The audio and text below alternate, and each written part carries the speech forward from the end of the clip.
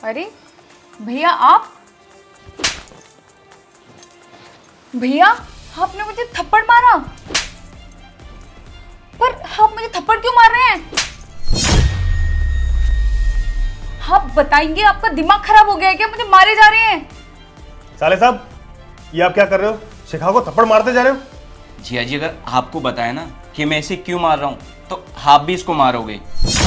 लेकिन भैया आप मुझे बताओगे कि मेरी गलती क्या है, या सिर्फ आप मुझे ऐसे मारे जा रहे हो? गलती बताता हूँ ना तुझे। माँ जी, अब आप कब तक चुप रहेंगी? अब आपको सच बताना ही पड़ेगा जीजा जी को। सच? आप किस सच की बात कर रहे हो भैया? माँ जी बताइए इसे, मैं कौन सी सच की बात कर रहा हूँ? माँ, ये साले साहब क्या बात कर रहे हैं?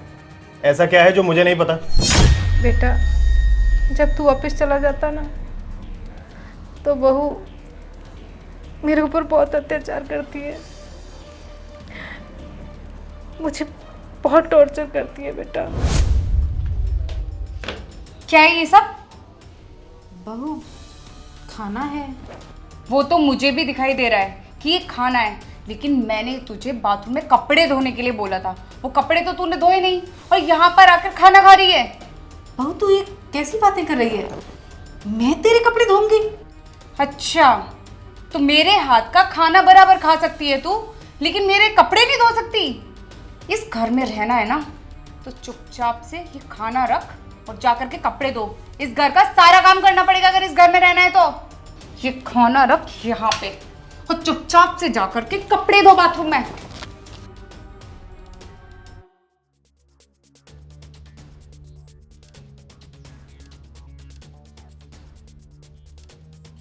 अच्छा, तुम महारानी यहाँ पर आकर के आराम फरमा रही है। वो बहुत ज़्यादा कपड़े थे बहू, मैं थक गई थी तो मैंने सोचा थोड़ा आराम कर लूं। आराम करना था? कपड़े बहुत ज्यादा थे, खाना भी तो इतना सारा खाती है, तब तो तुझे बिल्कुल भी नहीं लगता कि खाना ज्यादा खा रही है। बहू तू ऐसे कैसे बोल रही है? चुपचाप से ना किचन में जो बर्तन पड़े हुए हैं उन्हें जा करके धो। बेटा तू ये कैसे बात कर रही है? बेटा ये हमारा ही घर है और तू अपनी सास से काम करवाती है। तुझे सोचना चाहिए बेटा इस बारे में। तू कोई देखेगा तो क्या कहेगा कि अपनी सास के ऊपर इतने अत्याचार करती है तू। मेरी बात को ना ध्यान से सुन। वैसे भी शादी के बाद ये घर ना बहू का ज्यादा हो जाता है, और अगर तूने मेरी बात नहीं मानी ना तो मैं तुझे और तेरे बेटे को झूठे दहेज के केस में जेल में भेज दूंगी। अब पड़े पड़े यहाँ रोने की जरूरत नहीं है। अगर 2 मिनट के अंदर किचन में बर्तन साफ नहीं हुए ना तो याद रखना मैंने क्या बोला है।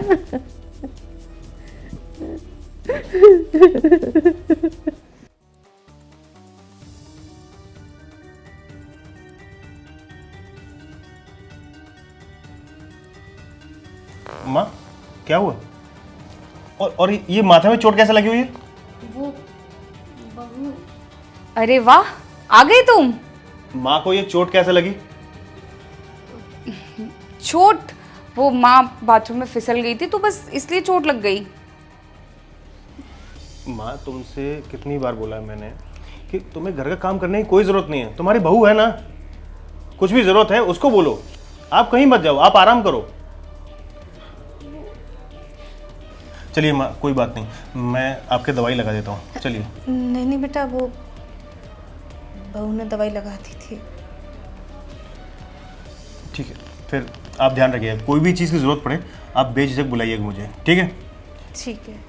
अब मैं फ्रेश हो लेता हूँ, उसके बाद साथ में खाना खाएंगे।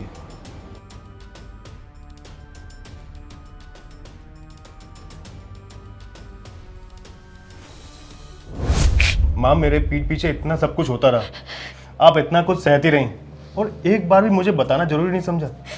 बेटा, इसने ना मुझे धमकी दी थी कि अगर मैंने तुझे बताया तो ये हम पे दहेज का केस लगा देगी और हम सब जेल में चले जाएंगे बेटा।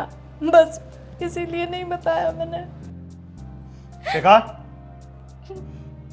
तुम्हें इसलिए मैं शादी करके इस घर में लेके आया था ताकि तुम मेरी माँ पर अत्याचार करो, उनको परेशान करो। तुम इस घर में रहने के लायक नहीं हो। तुम मेरी जिंदगी में रहने के लायक भी नहीं हो। अरे मैंने तुमसे बस क्या मांगा था, बस मेरी माँ की खुशी, तुम वो भी नहीं कर पाई। अरे तुम क्या करोगी किसी के लिए कुछ? मैं तुम्हें आज और इसी वक्त से अपनी जिंदगी से बाहर करता हूँ। रोहित, रोहित प्लीज मुझे माफ कर दो, मुझसे गलती हो गई। तुम कहोगे ना तो मैं माँ जी से भी माफी मांग लूंगी, लेकिन प्लीज मुझे इस घर से मत निकालो, मुझे माफ कर दो। तुमने जो किया वो माफी के लायक है? नहीं, तुमने मेरी माँ के साथ अत्याचार किया है, मैं तुम्हें ऐसा तो नहीं छोड़ सकता। अब तुम अपने मायके लौट जाओ, तलाक के कागजात तुम्हारे घर पहुंच जाएंगे, तुम्हारे इस घर में कोई जगह नहीं है। लेकिन रोहित मेरी बात तो सुनो, रोहित प्लीज। एक शब्द नहीं, निकलो यहां से। सुना नहीं? निकलो यहां से।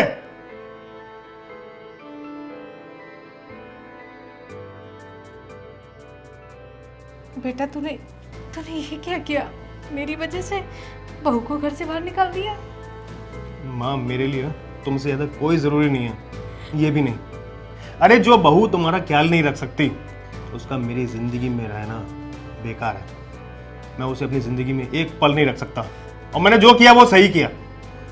ये लड़की इस घर के लायक है ही नहीं। माँ आप चिंता मत करो, बैठिए आप। ठीक है बेटा।